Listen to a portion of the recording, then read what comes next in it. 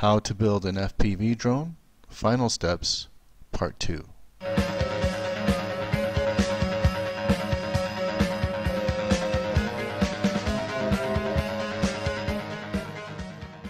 Welcome to part 2 of how to build an FPV drone. I'm your host Peter, and I'm starting off here on the flight controller, soldering in the EC motor wires. Apologize, I don't have the video footage for the first 3, and the blue one is the last motor wire that I'm doing here. And now we want to put the... Okay, so what I'm doing right now is soldering in the ground for the 5-volt ground supply. Apologize, I don't have the video footage for the actual brown wire, which is the actual 5-volt. That goes right next to it in the middle.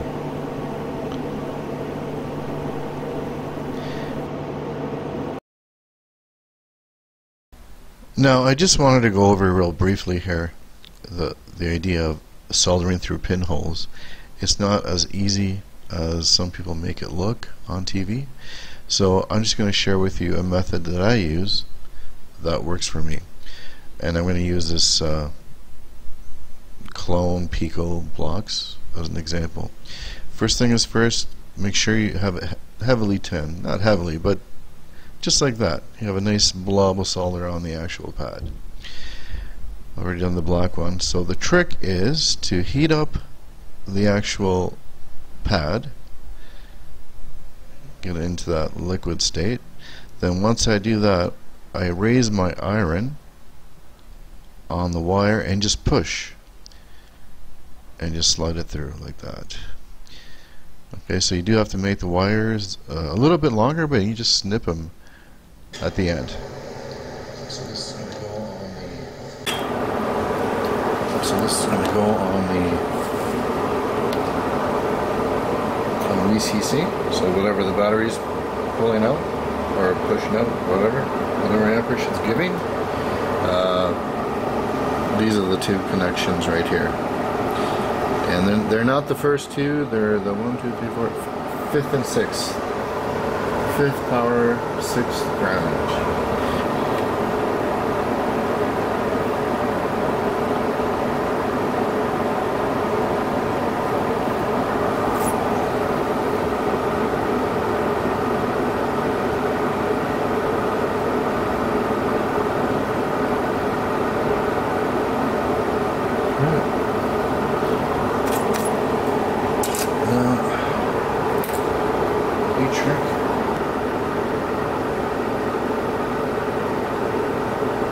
Keep a steady hand, and 60-40 solder has a window of cooling. Okay, so I got that. So, and then always clean the joints. Just remember that.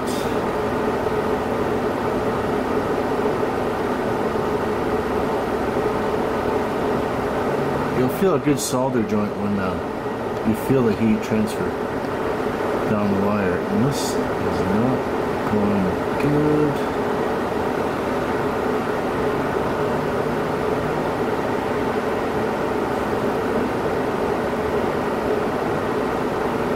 Use helping hands. And you have to have it right on. See, 1530, okay. So 1530, so I got voltage. So I just gotta clean those up, and so we're good there. Okay, what I'm holding now is the 2 power connectors, and for the 12-volt I have a servo lead, as you can see here, and the other one is on a JST plug, and that's your VCC, and I'm going to be plugging that into the Immersion RC VTX.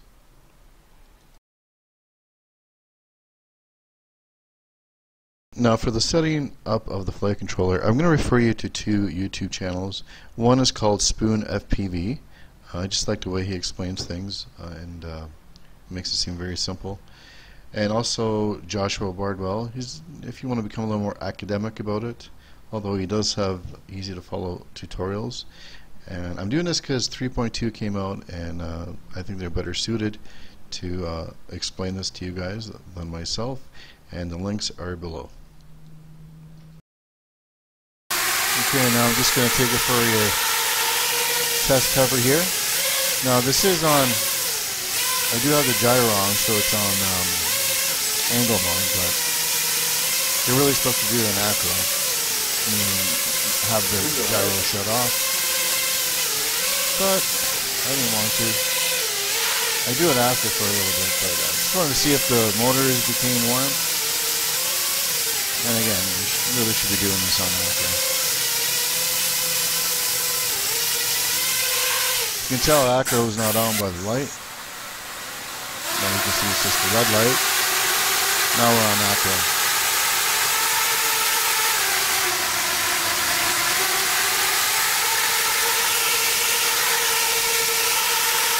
Again, I just want to test out, see if the motors are getting a little bit too warm.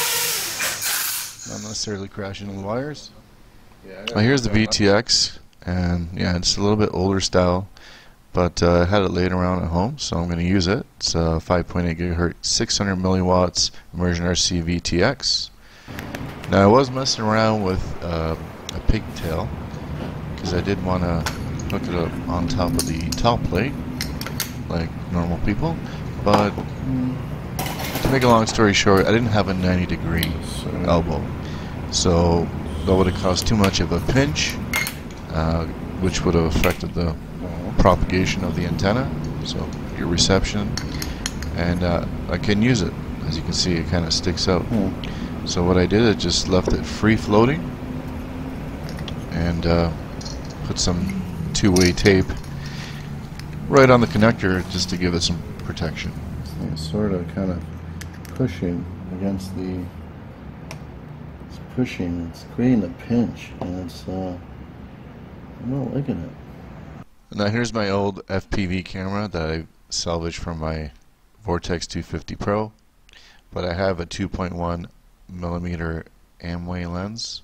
The reason why I didn't use the actual Amway camera part of it is because it wouldn't fit. The camera's okay, I have a good angle. It's not completely protected, but it's the best I can do. I had to put in 2 screws on the top plate here, and it's not even perfectly centered. So during the video, if it's a little bit askew, then that's why. Okay, if you are using this VTX, because they don't make this anymore, the newer one that's replaced this is called the Immersion RC Tramp. If you are going to get that, make sure you get version 2, as version 1 had a few bugs, I believe, from what I understand. Now, getting back to this, there's 2 connection slots on the top. One to power the VTX with the ground and battery voltage, which takes anywhere from 7 to 24 volts, I believe. So it's pretty, just put it into your VCC on the flight controller. And the one to the right is your audio and video, and it also has your 5-volt output, which powers your 5-volt camera, which I've done in my situation. And there's also an alternate connector on the bottom should you want to use that instead. It's a smaller form factor. So, but like I said, if you wanted to update this, then and stay with this brand, then I recommend the Immersion RC Tramp version 2. Here's the 2 connectors that come with the VTX, and you also get a whip, but no one usually uses this because they're not that great for reception in terms of your clover leaf and omnidirectional type of antennas. Now here's the Tramp VTX here, smaller form factor, and just ensure that it's version 2. CMOS.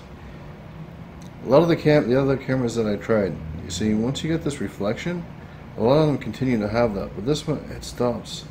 Like, I could probably get a better channel too, but this is not bad. Is it fully zoomed in? Hold on.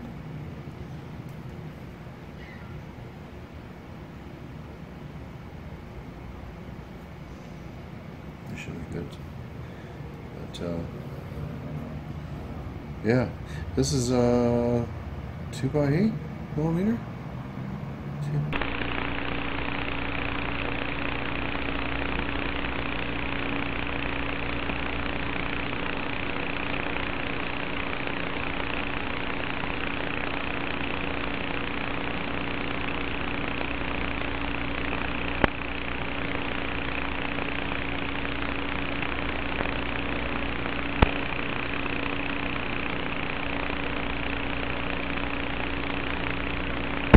Here we are. So we got plenty of room. And with the new interior mortars, it's more than enough space. There's practically nobody around but a hawk somewhere. So I'm concerned about the hawk. But I'll just try and steer clear from it. But this is just some preliminary testing, so hopefully everything goes right.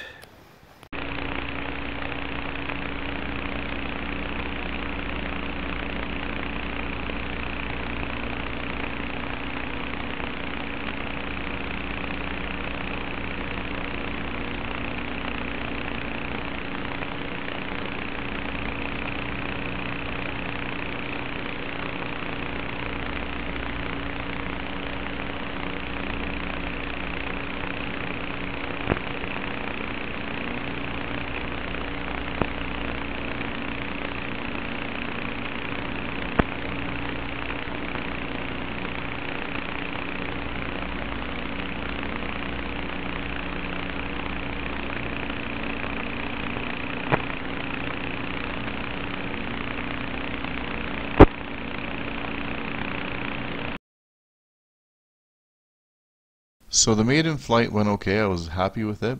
The only issue, if you want to call it an issue, I had was that the Fox ear antenna had a straight connector, so it was it had the potential to get hit from the prop. So I wanted to change that. I replaced it with this cheaper Chinese antenna with a 90-degree angle, and I'm just trying to show how a simple change in antenna, or the quality of antenna, can really change your signal and reception.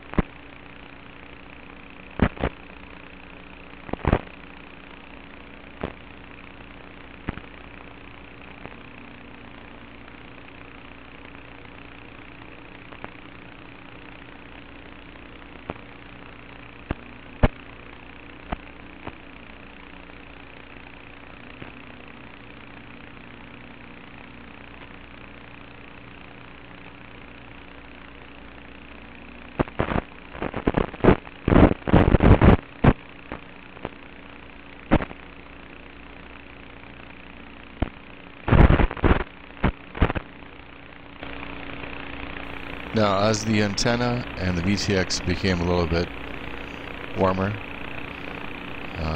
that made things a little bit worse, as you can tell.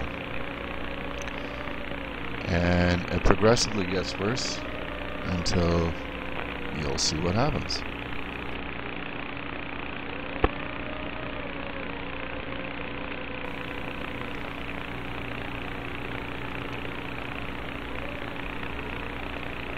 See a lot of flickering, like that, which I never had before with the Fox ear antenna. And I'm going to take one last turn here. Over the trees, I lose connection, freaked out, pressed fail safe, maybe I shouldn't have. And as you guessed it, I broke the VTX, which is a very common thing. But this one here I don't want to replace, I'm just going to repair. But I'm not going to use the connector, I'm going to solder directly. And there's the center pin. And the two pads beside them are your grounding pads. Alright, there's the finished product. I know it doesn't look the best, but it does work. The only drawback, I suppose, is the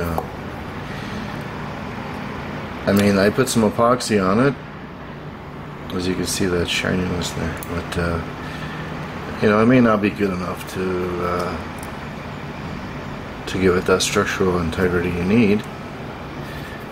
But I don't know, it seems Seems kind of in place. This would be free floating and just kind of, but the reception I get from it is superior than what I used to get. The way the continuity test is not going to work via the antenna like that. So if you want to test between this and that signal in the ground, it's gonna sound, only because the antenna is connected. You take off a little bit more of the wire if you wanted to. It's up to you.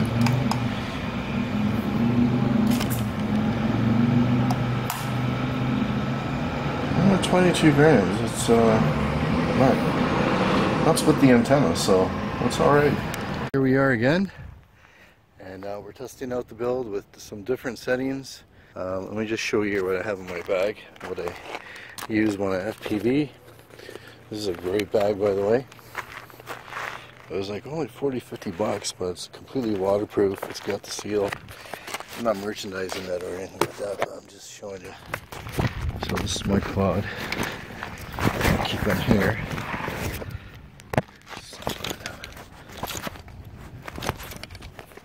Alright, okay. So, transmitter.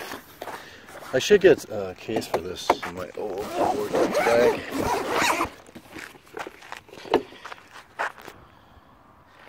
So this time it's just a little bit different. Or sorry, the connection should be one completely horizontal and one completely vertical. But a compromise is like this type of action here. I have the 2.1 millimeter lens from Amway, which needs to be cleaned up. I got this, just in case, you never know. Butane soldering kit. I got my props, I got all that stuff.